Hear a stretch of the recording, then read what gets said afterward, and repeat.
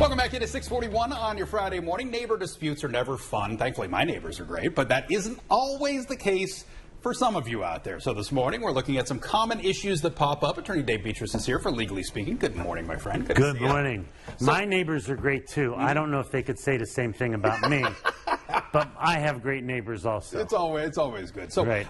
We actually got an email from a homeowner that kind of prompted this segment today. Basically, they have a little one at home. They also have a neighbor who likes to run a leaf blower at like 9:30 at night. It's not breaking any noise ordinance. The ordinance says 10 o'clock in their town where they're living, and the neighbor's unwilling to change. So in a situation like this, where the neighbor's not willing to stop doing it, is there anything that the homeowner can even do? Well, let's talk about two different aspects of this. Sure.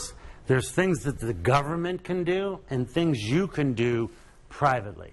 So if someone's creating a nuisance, you can sue them in civil court, you versus them, to abate the nuisance. That suit's probably not going to be successful, but it might be enough just to say to him, hey, how about 8 o'clock instead of 9:30? Okay? So if someone's creating a nuisance on your property, you have a private cause of action against that person causing a nuisance on your property. Then I found 3 statute sections. One is Ohio Revised Code 955.221 and Section 505.172 and Ohio Revised Code Section 715.49.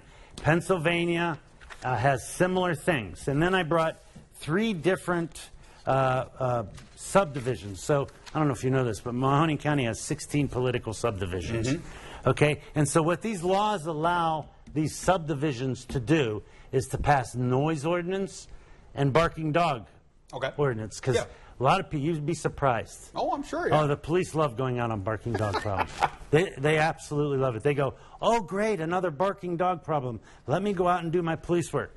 So I brought the one from Canfield, and if you have the Google machine out there, that's what I call Google. I like it. You can look this up. It's all online. And so they have 2 statutes, one regarding barking dogs and one regarding public nuisance noise. So if your neighbor's barking dog is doing it continually and you keep complaining, they're eventually going to go out and cite that neighbor. Some of them are criminal offenses. Some of them are just civil, like fines. And in Beaver Township, they have a dog control resolution. And I was reading this, and I said, I wish the client of mine would get charged, because I think this is unconstitutional. Because you can't make laws too vague. If the law is too vague, there's a Supreme Court principle that says you can void a law for vagueness. This one's just too vague.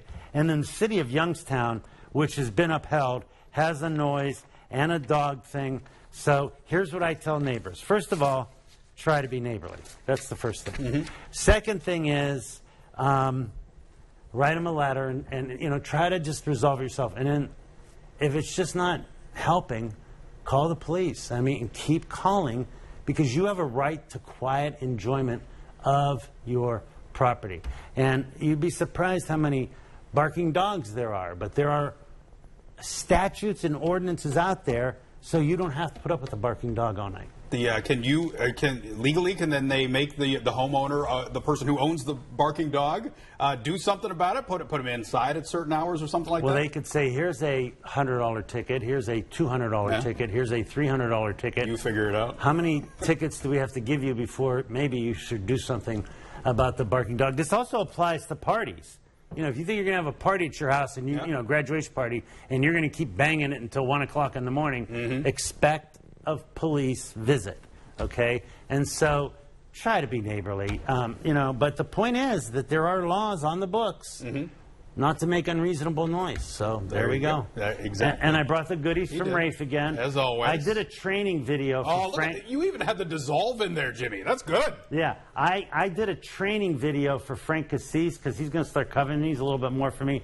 Because Frank thinks you just bring him and drop him off and that his job's complete. That's not how that works. He legitimately was recording multiple videos. Yeah, I sent him to Frank. I was doing a how-to. No, I was doing a training video for him. There we go. All right.